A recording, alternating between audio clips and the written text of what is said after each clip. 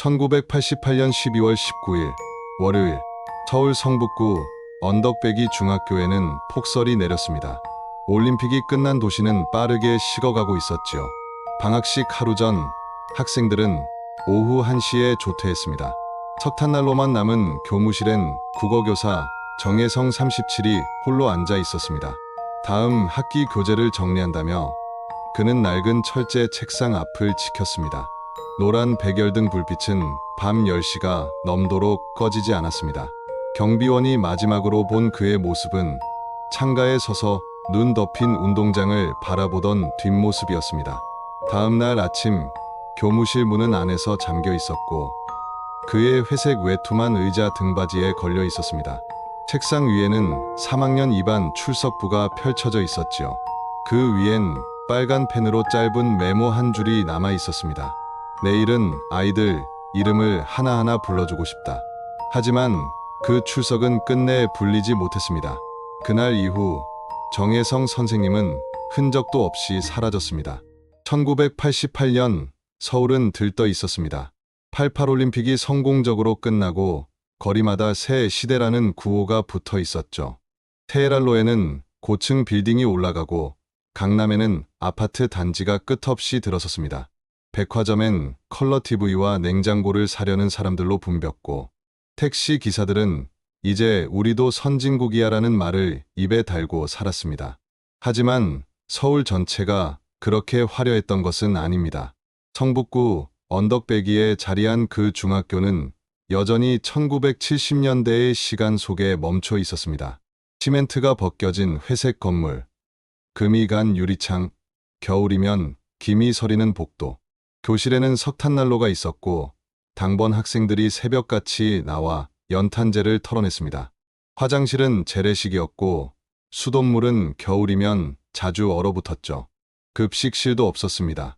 학생들은 도시락을 싸왔고 도시락이 없는 아이들은 가방을 베고 점심시간을 견뎠습니다. 이곳 학생 대부분은 판잣집이나 달동네에서 왔습니다. 부모들은 공장이나 건설 현장에서 일했고 몇몇 아이들은 새벽 신문 배달을 마치고 등교했습니다. 교복은 물려 입는 게 당연했고 책가방은 형이 쓰던 것을 꿰매서 썼죠. 체육복이 없어 사복 바지를 입고 운동하는 아이도 있었습니다. 그래도 아이들은 학교를 희망이라 불렀습니다. 공부하면 달라질 수 있다고 선생님들이 그렇게 말해 주었으니까요. 정혜성 선생님은 1981년 29의 나이로 이 학교에 부임했습니다.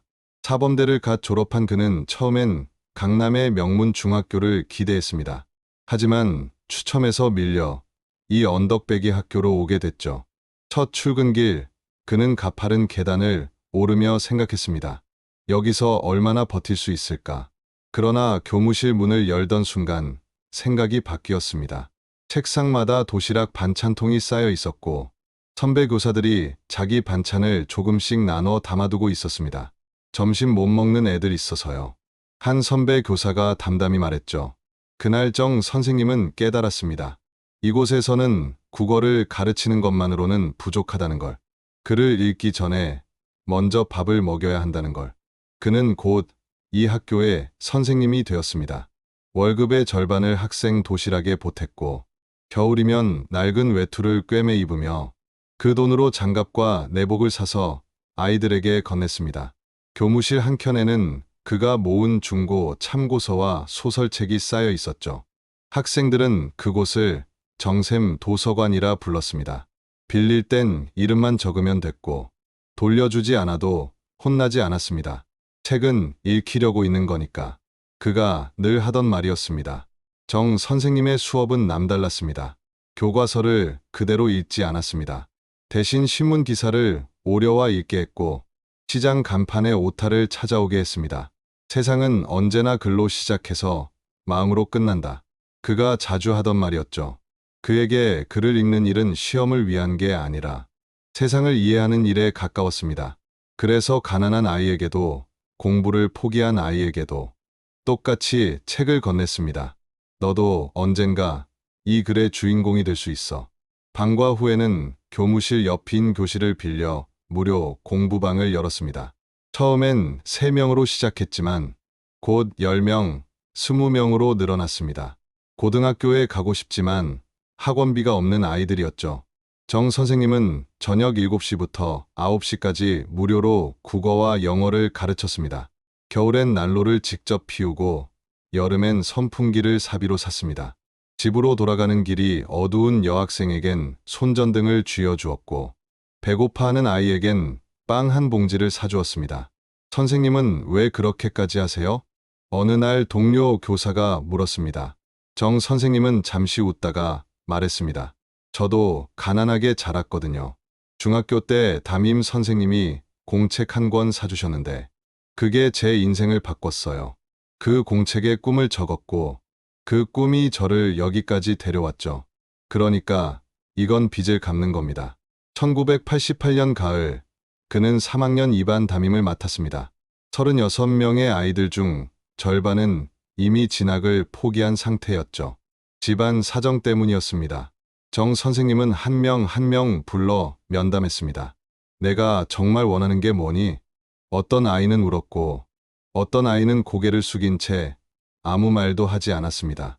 그는 그 아이들의 이름에 빨간 펜으로 밑줄을 그었습니다. 그리고 속으로 다짐했습니다.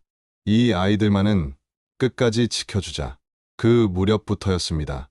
그가 조금씩 지쳐 보이기 시작한 것은 점심시간에도 혼자 교무실에 남아 있었고 퇴근 후에도 불을 끄지 않는 날이 많아졌습니다. 무언가 고민이 있는 듯했지만 그는 누구에게도 말하지 않았습니다. 그저 괜찮아요. 라고만 했습니다. 그 웃음 뒤에 무엇이 있었는지 아무도 몰랐습니다. 12월이 되었습니다. 졸업식이 한 달 앞으로 다가왔고 학교는 분주했습니다. 정 선생님은 여전히 공부방을 열었고 아이들의 진학 원서를 직접 써주었습니다. 그가 마지막으로 동료에게 한 말은 짧았습니다. 이번 졸업식엔 꼭 전원 출석이었으면 좋겠어요. 단 한 명도 빠지지 않게요. 그로부터 일주일 뒤 그는 사라졌습니다. 그의 책상 위엔 출석부만 남아 있었고 그 속에는 아이들의 이름이 또박또박 적혀 있었습니다. 그리고 맨 마지막 줄, 그의 이름이 적혀 있었습니다. 정혜성 출석. 하지만 그날 이후 그는 다시는 출석하지 못했습니다. 1988년 12월 19일 월요일 오후 1시 눈은 새벽부터 내리기 시작했습니다. 기상청은 올겨울 최강 한파를 예보했고 서울 시내 곳곳에서 수도관이 얼어 터졌습니다. 성북구 언덕배기 중학교 역시 폭설 속에 갇혀 있었죠. 교장은 오전 회의에서 조퇴를 결정했습니다. 학생들 안전이 우선이니 오후 1시에 학교 조치합니다. 방학식 하루 전이라 수업도 거의 없었고 아이들은 환호하며 집으로 돌아갔습니다. 오후 2시 학교는 조용해졌습니다. 교무실엔 몇몇 교사들만 남아 성적표를 정리하고 있었습니다. 정혜성 선생님도 그중 한 명이었죠. 그는 출석부를 펼쳐놓고 한 명 한 명의 이름을 손가락으로 짚으며 무언가를 확인하고 있었습니다. 옆자리 김 교사가 물었습니다. 정 선생, 이제 집에 안 가요? 정 선생님은 고개를 들어 창밖을 바라봤습니다. 눈은 여전히 거세게 내리고 있었죠. 다음 학기 준비 좀 하고 가려고요. 선생님은 먼저 가세요. 오후 4시 교무실엔 이제 그 혼자만 남았습니다. 백열등 불빛 아래에서 그는 낡은 철제 서랍을 열고 서류들을 하나씩 꺼내기 시작했습니다. 학생 상담 기록지, 진학 희망 조사서, 가정통신문 회신서, 특히 3학년 2반 서류들을 오래 들여다봤죠. 몇 장은 구겨져 있었고 어떤 장에는 빨간 펜으로 밑줄이 그어져 있었습니다. 그는 그 종이들을 정성스럽게 모아 책상 한쪽에 쌓았습니다. 오후 6시 어둠이 내려앉았습니다. 학교 건물 중 불이 켜진 곳은 교무실 하나뿐이었습니다. 정 선생님은 노트에 무언가를 적고 있었습니다. 빠르게 쓰다 멈추고 다시 쓰다 지우기를 반복했죠. 책상 위에는 식은 커피 한 잔과 먹다만 빵 조각이 놓여 있었습니다. 창밖으로는 눈이 여전히 내리고 있었습니다. 운동장은 이미 새하얗게 덮여 있었고 교문 계단은 보이지 않을 정도였습니다. 오후 8시 경비실의 박 경비원이 교무실로 올라왔습니다. 선생님, 아직도 안 가셨어요? 오늘 밤새 눈 온다던데. 버스 끊기기 전에 나가셔야죠. 정 선생님은 조용히 미소 지었습니다. 곧 갈게요. 정리할 게 좀 남았어요. 박 경비원은 고개를 끄덕이며 내려갔습니다. 그게 마지막 대화였습니다. 나중에 그는 이렇게 회상했습니다. 그때 선생님 표정이 좀 이상했어요. 웃고는 있었는데 눈빛이 텅 빈 것 같았달까요. 오후 9시 30분. 박 경비원은 경비실에서 라디오를 들으며 졸고 있었습니다. KBS 라디오에서는 성탄절 캐럴이 흘러나왔죠. 잠결에 창밖을 본 그는 문득 깨달았습니다. 교무실 불빛이 아직 켜져 있었습니다. 저 양반, 대체 뭘 하는 거야? 그는 고개를 숙이고 다시 눈을 감았습니다. 오후 10시 10분. 박 경비원은 순찰을 돌기 위해 손전등을 들고 운동장을 가로질렀습니다. 눈발이 얼굴을 때렸고 발밑눈이 뽀드득 소리를 냈습니다. 본관 계단을 올라 2층 복도에 들어섰을 때 교무실 문틈으로 희미한 불빛이 새어나왔습니다. 그는 문을 두드리려다 멈췄습니다. 창가 쪽에 누군가의 그림자가 서 있었습니다. 정 선생님이었습니다. 그는 꼼짝도 하지 않고 눈 덮인 운동장을 바라보고 있었습니다. 긴 시간 동안 아무 말도 없이 박 경비원은 왠지 모를 불안감에 뒤로 물러섰습니다. 지금은 말을 걸면 안 될 것 같은 묘한 느낌이었죠. 그는 조용히 복도를 빠져나와 경비실로 돌아왔습니다. 그때 돌아가지 말고 말을 걸었어야 했는데 박 경비원은 훗날 수 없이 후회했습니다. 그 뒷모습이 마치 작별 인사를 하는 것 같았거든요. 오후 10시 50분. 그는 다시 창밖을 보았습니다. 교무실 불이 꺼져 있었습니다. 아, 드디어 가셨구나. 그는 안도의 한숨을 쉬었지만 곧 이상함을 느꼈습니다. 교문 쪽으로 나가는 인기척이 없었던 겁니다. 평소라면 먼저 갑니다. 인사를 했을 텐데 그날은 아무 소리도 들리지 않았습니다. 자정. 눈은 멈췄습니다. 학교는 고요했고 세상은 잠들어 있었습니다. 교무실 창문엔 하얀 성에가 얼어붙어 있었죠. 12월 20일 화요일 오전 7시 30분. 박 경비원이 교무실 문을 열려 했습니다. 문은 안에서 잠겨 있었습니다. 그는 여분 열쇠를 가지러 갔고 8시 교감 선생님과 함께 교무실 문을 열었습니다. 교무실은 텅 비어 있었습니다. 정혜성 선생님의 책상 위엔 정리된 서류만 놓여 있었죠. 회색 외투는 의자에 걸려 있었고 가방은 책상 밑에 그대로 있었습니다. 지갑, 신분증, 모든 게 제자리에 있었습니다. 마치 잠깐 나간 것처럼요. 교감이 책상 위를 살폈습니다. 출석부가 펼쳐져 있었습니다. 3학년 2반 졸업식 명단.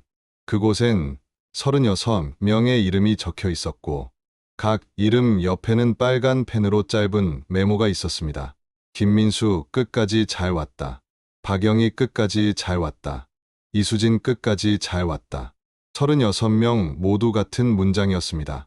끝까지 잘 왔다. 그리고 명단 맨 아래 마지막 줄에는 이렇게 적혀 있었습니다. 정혜성, 나도 잘 왔다. 그 옆에는 접힌 메모지가 하나 있었습니다. 교감이 그것을 펼쳤습니다. 내일은 아이들 이름을 하나하나 불러주고 싶습니다. 출석부를 부를 때 그 이름 속에 담긴 무게를 함께 불러주고 싶습니다. 누구도 빠지지 않게, 누구도 잊히지 않게. 교감은 말을 잃었습니다. 박 경비원은 그제야 깨달았습니다. 어젯밤 창가에 서 있던 그 뒷모습이 무엇을 의미했는지를. 오전 9시. 학교는 발칵 뒤집혔습니다. 교장은 즉시 경찰에 신고했고 교사들은 학교 구석구석을 뒤졌습니다. 화장실, 창고, 옥상, 강당. 어디에도 정 선생님은 없었습니다. 운동장엔 발자국 하나 없었습니다. 교문 쪽으로 나간 흔적도 없었죠. 오전 11시. 경찰이 도착했습니다. 형사들은 교무실을 둘러보며 물었습니다. 유서는 없습니까? 다툼이나 침입 흔적은요? 없었습니다. 그저 한 사람이 조용히 흔적 없이 사라진 것뿐이었습니다. 학생들이 등교하기 시작했습니다. 3학년 2반 아이들은 담임이 사라졌다는 소식에 울음을 터뜨렸습니다. 선생님이 왜 안 계세요? 어디 가신 거예요? 아무도 대답하지 못했습니다. 그날 오후 방학식은 조용히 진행됐습니다. 3학년 2반 교실에는 빈 교탁만 남아 있었습니다. 출석부는 경찰이 가져갔고 아이들의 이름은 끝내 불리지 못했습니다. 정혜성 선생님은 그렇게 사라졌습니다. 1988년 12월 19일 밤, 폭설이 내리던 그날 밤, 그가 마지막으로 바라본 것은 눈 덮인 운동장이었고, 그가 마지막으로 남긴 것은 아이들의 이름이었습니다. 그리고 마지막으로 지운 것은 자신의 흔적이었습니다. 12월 20일 화요일 오전 11시 30분, 성북경찰서 형사 2명이 학교에 도착했습니다. 40대 중반의 최 형사와 30대 초반의 박 형사. 그들은 교무실을 꼼꼼히 살폈습니다. 책상, 의자, 서류, 문손잡이까지. 하지만 이상했습니다. 너무 깨끗했습니다. 다툰 흔적도, 침입의 흔적도, 급하게 떠난 흔적도 없었습니다. 지문 채취해봐. 최 형사가 말했습니다. 책상, 문, 창문, 서랍. 지문은 모두 교사들의 것이었습니다. 낯선 지문은 단 하나도 없었습니다. 외부인 침입은 아닙니다. 박 형사가 노트에 기록했습니다. 서랍 안엔 지갑이 있었습니다. 10,000원짜리 3장, 그리고 한 장의 낡은 사진. 젊은 정혜성과 그의 스승으로 보이는 노인이 함께 서 있었습니다. 뒷면엔 짧은 글. 스승님과 함께 1975. 신분증도 통장도 그대로. 최 형사는 중얼거렸습니다. 이걸 두고 떠났다면 계획적이지는 않아. 교감의 진술은 단호했습니다. 성실한 분이었어요. 학생들 잘 챙기고 동료들과도 사이가 좋았죠. 다른 교사들도 같은 말을 했습니다. 요즘 좀 피곤해 보이긴 했어요. 오후 1시, 경찰은 수색을 시작했습니다. 1988년엔 CCTV도, 휴대폰도, GPS도 없었습니다. 발로 찾는 수사뿐이었죠. 학교 주변 반경 2km, 언덕 아래 하천, 공사장, 폐가. 형사들은 눈길을 걸으며 묻고 또 물었습니다. 이 남자, 보신 적 있습니까? 밤 9시 넘어서는 아무도 안 다녔어요. 슈퍼 주인이 고개를 저었습니다. 21일, 수색 범위는 넓어졌습니다. 하수구, 맨홀, 패터널. 형사들이 손전등을 들고 지하로 내려갔습니다. 어둠, 악취, 쥐. 여긴 사람이 올 곳이 아닙니다. 아무것도 없었습니다. 청량리역, 성북역 일대도 조사했습니다. 영무원은 말했습니다. 눈이 너무 와서 막차가 일찍 끊겼어요. 밤 10시 이후엔 아무도 없었죠. 정 선생님의 집, 도남동의 허름한 단칸방. 문을 여니 냉기가 흘러나왔습니다. 이불은 개켜져 있고 옷은 정리돼 있었습니다.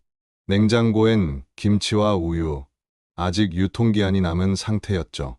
서랍에는 통장 사본, 잔액 23만 원. 급여 명세서엔 눈길이 멈췄습니다. 학생 지원비 49,000원. 학생 지원비 65,000원. 학생 지원비 5만 원. 최 형사가 낮게 중얼거렸습니다. 자기 밥값 아껴서 아이들 챙긴 거야. 22일, 학부모 30여 명이 모였습니다. 선생님이 우리 애 대학까지 보내주신다 했어요. 그런 분이 그냥 사라질 리 없어요. 눈물을 닦으며 어머니가 말했습니다. 교사들도 나섰습니다. 정 선생님, 계시면 대답 좀 해요. 겨울 공기 속에서 목소리만 메아리쳤습니다. 3학년 2반 아이들도 학교를 돌며 외쳤습니다. 선생님, 선생님, 저희 왔어요. 그러나 대답은 없었습니다. 24일, 크리스마스 이브. 경찰은 마지막 수색을 시작했습니다. 중랑천 하류, 다리 밑 돌무더기. 본 적 있습니까? 모릅니다. 모두 고개를 저었습니다. 그날 밤, 최 형사는 다시 사건 파일을 펼쳤습니다. 뭔가 놓친 게 있는 듯했습니다. 서류 사이에서 봉투 하나가 나왔습니다. 받는 사람, 부장 교사님. 보낸 사람은 없었습니다. 그는 천천히 봉투를 열었습니다. 다음 주 월요일에 찾아뵙겠습니다. 아이 문제로 걱정 끼쳐드려 죄송합니다. 제가 책임지겠습니다. 정혜성. 날짜는 12월 16일, 사라지기 사흘 전. 이 편지 본 적 있습니까? 최 형사가 부장 교사에게 물었습니다. 아니요. 처음 봅니다. 아이 문제라면 누구입니까? 그건 저도. 부장 교사는 말을 잇지 못했습니다. 다음 날 경찰은 3학년 2반 전원을 불렀습니다. 모두 한결같이 말했습니다. 선생님은 늘 웃으셨어요. 저희한테 화내신 적 없어요. 단 한 명, 남학생 이재훈만이 다른 표정을 지었습니다. 선생님이 저 때문에 힘들어하신 건 아닐까요? 형사가 물었습니다. 무슨 일 있었니? 제가 매점에서 빵을 훔쳤어요. 선생님이 대신 변상하셨어요. 매점 주인도 그 사실을 기억했습니다. 그 선생님, 제 손을 꼭 잡으시며 그러더군요. 이 아이는 아직 기회가 있습니다. 하지만 그 일로 선생님이 사라졌을 이유는 없었습니다. 1989년 1월, 수사는 멈춰 있었습니다. 자살, 가출, 사고 어떤 것도 증거 없음. 보고서엔 단 한 줄이 남았습니다. 계속 수배 조치함. 2월, 눈이 녹았습니다. 그러나 흔적은 녹지 않았습니다.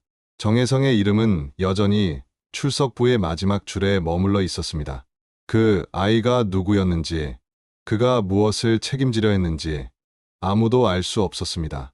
단서는 끊겼고 수색은 막다른 길에 닿았습니다. 그저 한 교사가 조용히 사라졌다는 사실만이 남았습니다. 1988년 12월 21일 수요일, 조간신문 사회면 하단에 작은 기사가 실렸습니다. 서울 성북구 중학교 교사 실종 경찰 수사 중. 5단 기사, 사진 없이 10줄 남짓. 지난 19일 밤 교무실에서 마지막 목격된 정모 37씨의 행방이 묘연하다. 그게 전부였습니다. 같은 날 일면 톱 기사는 달랐습니다. 서울 아파트값 또 급등, 강남 평당 1,000만 원 돌파. 올림픽 이후 부동산 열풍이 뜨거웠습니다. 신문은 온통 새 시대와 경제 성장 이야기로 가득했죠. 교사 한 명의 실종은 그 화려한 활자들 속에서 금세 묻혔습니다. KBS 9시 뉴스에서는 20초 정도 언급됐습니다. 서울의 한 중학교에서 교사가 실종돼 경찰이 수색 중입니다.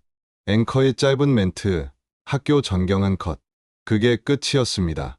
이어서 증시, 호황과 크리스마스 쇼핑 열기가 보도됐죠. 12월 23일 금요일, 후속 기사 실종 교사, 단서 없어 수색 난항. 7단으로 조금 커졌지만 여전히 하단이었습니다. 기자는 교사 몇 명을 인터뷰했습니다. 평소 성실하고 학생을 아끼던 분이었습니다. 그러나 독자의 반응은 없었습니다. 성북구 주민 한 명이 신문사에 편지를 보냈습니다. 학생들을 위해 헌신한 선생님이 사라졌는데 왜 아무도 관심이 없습니까? 그 편지는 실리지 않았습니다. 대신 아파트 분양 과열, 정부 대책 시급이란 투고가 실렸습니다. 학부모들은 직접 움직였습니다. 3학년 2반 학부모 대표가 교육청을 찾아가 말했습니다. 선생님을 찾아주세요. 언론이라도 좀 움직여주세요. 하지만 담당자는 말했습니다. 조사 중입니다. 언론 보도는 학교 이미지에 좋지 않아요. 연말이 다가왔습니다. 신문은 88년 결산으로 가득했습니다. 금메달리스트, 성장률, 인기 드라마, 신년 전망. 정혜성 선생님의 이름은 어디에도 없었습니다. 단 하나, 지역 소식지 성북구보에 실린 기사. 우리 동네 선생님을 찾습니다. A사 절반 크기, 학생들의 사진과 증언. 선생님은 우리의 희망이었습니다. 하지만 구보는 한 달에 한 번, 배포도 적었습니다. 1989년 1월, 신문 일면엔 기사년, 희망찬 출발이라는 제목이 걸렸습니다. 노태우 대통령의 신년사, 경제 전망, 증시 낙관론. 정혜성의 이름은 더 이상 어디에도 없었습니다. 한 주간지에만 짧게 실렸습니다. 사라진 교사, 그는 어디로 갔나? 88년 미스터리 사건들의 한 꼭지였습니다.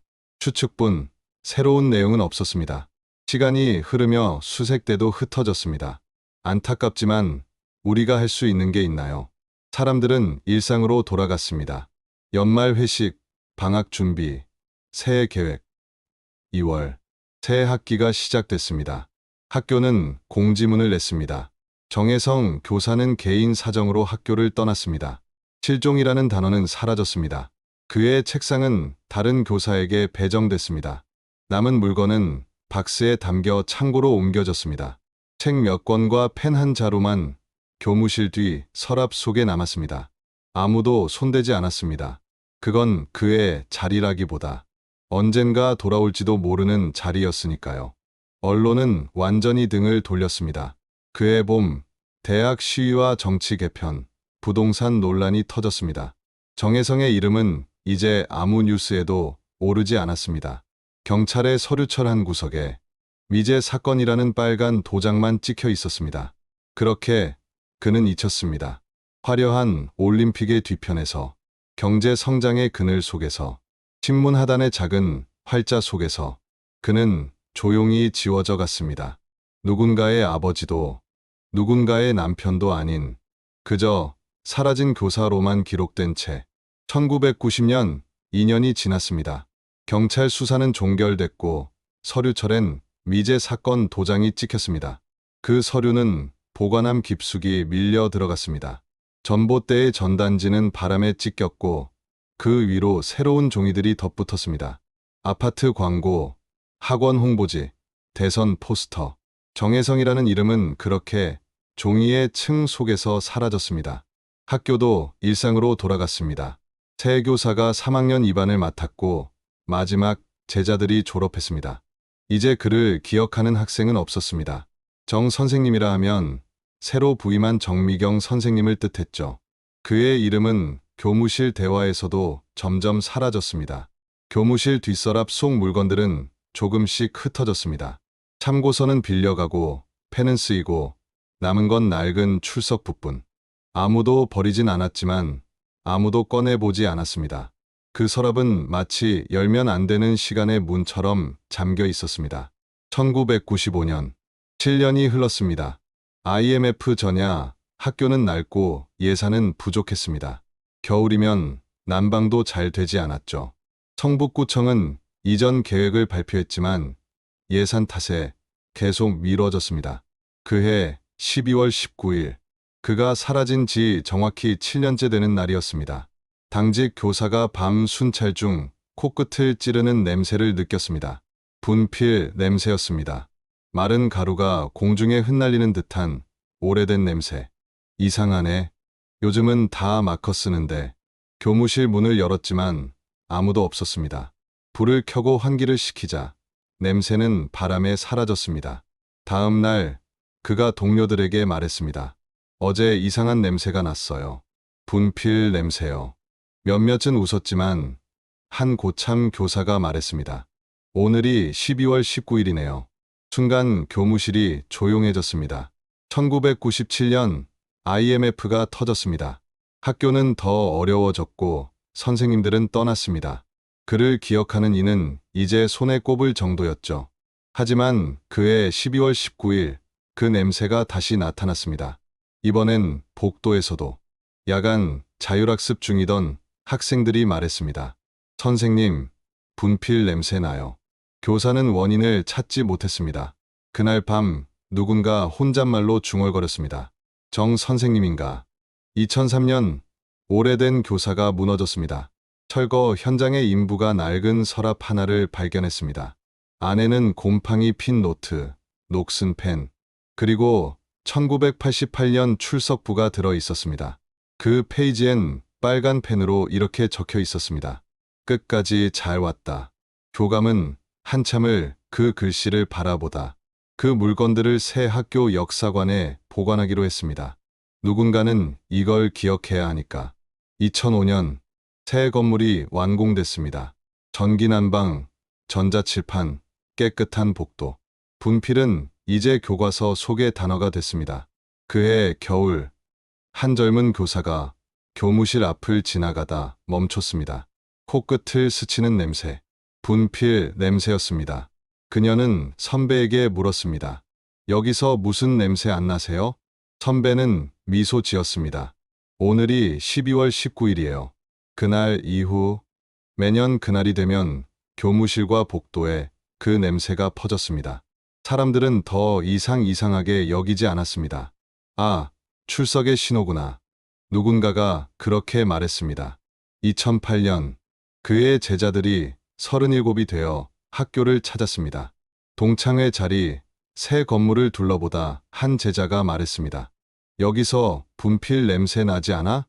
모두가 동시에 멈춰 섰습니다. 그리고 조용히 중얼거렸습니다. 선생님. 그들은 학교에 부탁했습니다. 선생님을 기억할 무언가를 남기고 싶습니다. 학교는 운동장 한쪽에 벚나무를 심었습니다. 구 정혜성 선생 추모수. 그가 사라진 지 21년째 되던 봄이었습니다. 그 후로도 매년 12월 19일이면 그 냄새가 어김없이 돌아왔습니다. 신입 교사들은 처음엔 의아했지만 이내 알았습니다. 그건 두려움의 냄새가 아니었습니다. 따뜻한 교실의 냄새였습니다. 제자들은 말했습니다. 벚꽃이 필 때면 국어책 냄새가 나요. 가끔 꿈에서 선생님이 출석을 부르세요.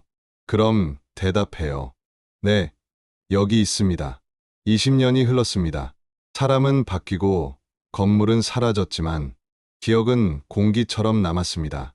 희미하지만 분명히 분필가루처럼 그는 여전히 이곳 어딘가에서 조용히 출석을 부르고 있었습니다. 2021년 가을, 정혜성 선생님이 사라진 지 33년이 흘렀습니다.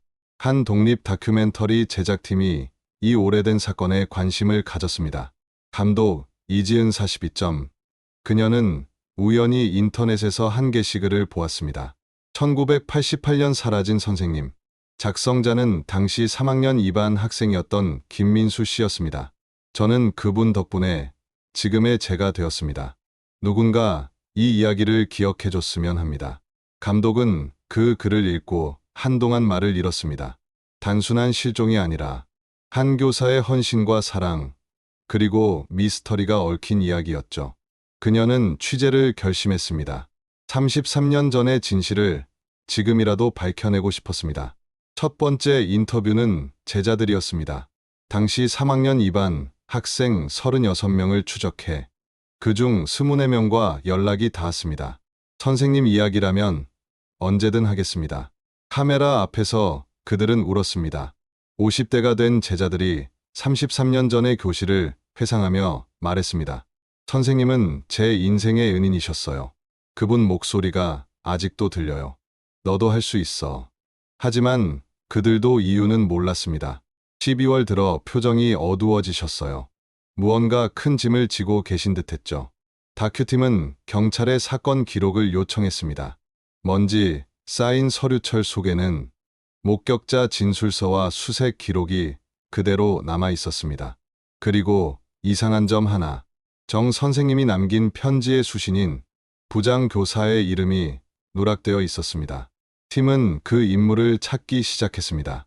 2021년 10월 경기도의 한 아파트.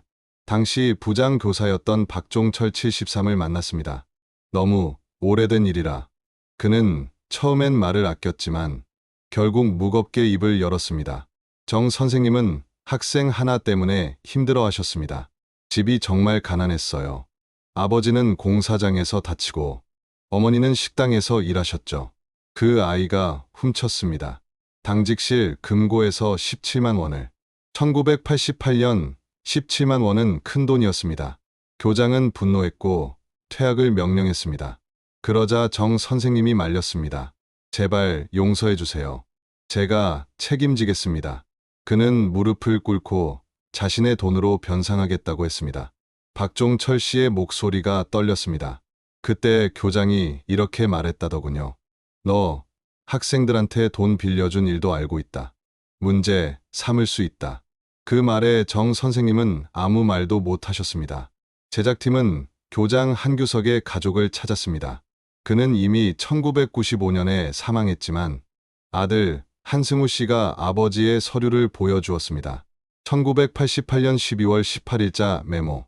정혜성 교사, 학생을 대신해 책임지겠다고 함. 본인이 변상, 학생 보호 요청. 단, 교사직 사퇴 조건. 면담 예정 시간은 12월 19일 오후 8시. 그리고 그날 밤 정 선생님은 교장실에 있었습니다. 사직서를 냈고 학생은 구했습니다. 하지만 그 다음날 그는 사라졌습니다. 제작팀은 그날 밤의 정황을 복원했습니다. 아이를 지켜냈지만 교단엔 더 이상 설 수 없게 된 선생님. 그는 교무실로 돌아와 출석부를 펼쳤습니다. 그리고 마지막으로 적었습니다. 끝까지 잘 왔다.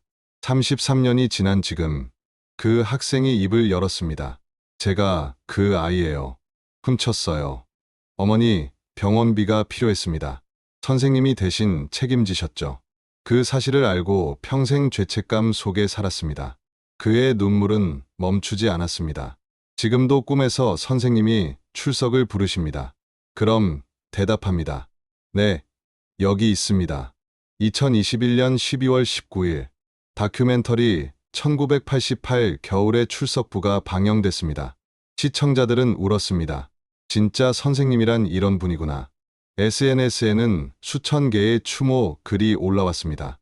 하지만 진실의 끝은 여전히 흐릿했습니다. 그는 왜 흔적도 남기지 않고 사라졌을까? 누군가는 말했습니다. 도망친 게 아니라 떠난 거겠죠. 자신의 이름 대신 아이의 미래를 남기고. 진실은 끝내 밝혀지지 않았습니다. 하지만 한 가지만은 분명했습니다. 정혜성 선생님은 도망친 게 아니었습니다. 그는 남은 자리를 지킨 사람이었습니다. 아이의 이름을 대신해, 그의 삶을 대신해 끝까지 출석을 부른 사람이었습니다. 그 출석은 단순히 이름을 부르는 게 아니라 한 사람의 인생을 지키는 것이었습니다. 2021년 12월 19일 다큐멘터리 1988 겨울의 출석부가 방영된 다음 날 성북구의 그 중학교는 달라졌습니다. 아침부터 사람들이 교문 앞에 모였습니다. 정 선생님을 기억하는 제자들, 다큐를 본 시청자들, 그리고 기자들. 꽃다발이 교문을 덮고 포스트잇이 벽면을 메웠습니다. 모두의 손에는 한 문장이 적혀 있었습니다. 선생님, 저희도 여기 있습니다. 운동장 한쪽, 제자들이 2009년에 심은 벚나무 앞엔 더 많은 사람이 모였습니다. 작은 명패 하나뿐이던 나무는 이제 성지가 되었습니다. 누군가는 꽃을 놓고, 누군가는 편지를 남기고, 누군가는 어린 아이의 손을 잡고 말했습니다. 이 나무는 아주 훌륭한 선생님을 기억하기 위한 거야. 너도 언젠가 이런 선생님을 만나면 좋겠다. 학교는 급히 추모관을 만들었습니다. 도서관 입구 벽면 한쪽, 유리 케이스 속에는 출석부와 펜, 그리고 1988년의 노트가 전시됐습니다. 빨간 펜으로 적힌 문장 하나. 끝까지 잘 왔다. 그 글씨 앞에 사람들은 오래 서 있었습니다. 사진도 걸렸습니다. 흑백의 교실 사진 옆에는 지금의 제자들이 웃는 얼굴로 서 있었습니다. 저는 지금 교사입니다. 정 선생님처럼 되고 싶었습니다. 김민수. 선생님이 사주신 책 한 권이 제 인생을 바꿨습니다. 박영희. 선생님 덕분에 학교를 다닐 수 있었습니다. 이재훈. 2022년 봄. 벚꽃이 피었습니다. 벚나무 아래 사람들은 또 모였습니다. SNS에는 해시태그가 올라왔습니다. 샵정혜성 선생님 샵 겨울이 출석부. 젊은 세대들도 그 이야기를 알게 됐습니다. 1988년 한 선생님이 학생 하나를 위해 모든 걸 내려놨대요. 벚꽃 보러 왔다가 울고 갑니다. 벚꽃이 피는 날이면 이상한 일이 일어났습니다. 교정에 책 냄새가 퍼졌습니다. 누렇게 바랜 종이 냄새. 사람들은 말했습니다. 선생님이 오셨나 보다. 2023년 학교는 정혜성 장학금을 만들었습니다. 성적이 아니라 포기하지 않은 학생에게 주는 상. 시상식 날 한 학생이 울며 말했습니다.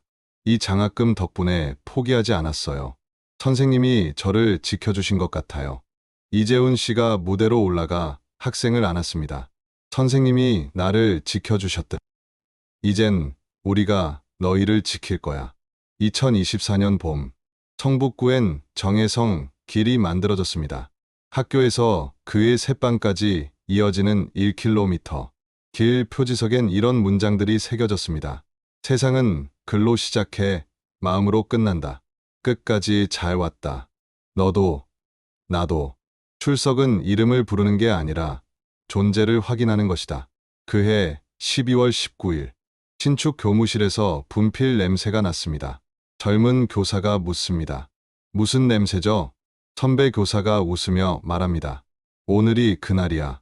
정 선생님이 출석을 부르시는 날이지. 그럼 저도 대답해야 하나요? 그럼요. 대답하세요. 젊은 교사는 조용히 말했습니다. 네, 여기 있습니다. 그 말과 함께 가슴 깊은 곳이 따뜻해졌습니다. 누군가 자신을 지켜보고 있다는 느낌. 2025년 현재 정 선생님을 직접 기억하는 사람은 줄어들었지만 그의 이야기를 아는 사람은 점점 늘어나고 있습니다. 벚나무는 매년 더 크게 자랍니다. 봄이면 꽃잎이 흩날리고 아이들의 웃음소리가 그 아래서 번집니다. 누군가는 말합니다. 이 풍경이 선생님이 보고 싶어 하셨던 거 아닐까요? 아이들이 웃고 배우고 꿈꾸는 모습. 누구도 포기하지 않고 모두가 출석하는 교실. 정혜성 선생님은 사라졌지만 그의 정신은 여전히 이곳에 있습니다.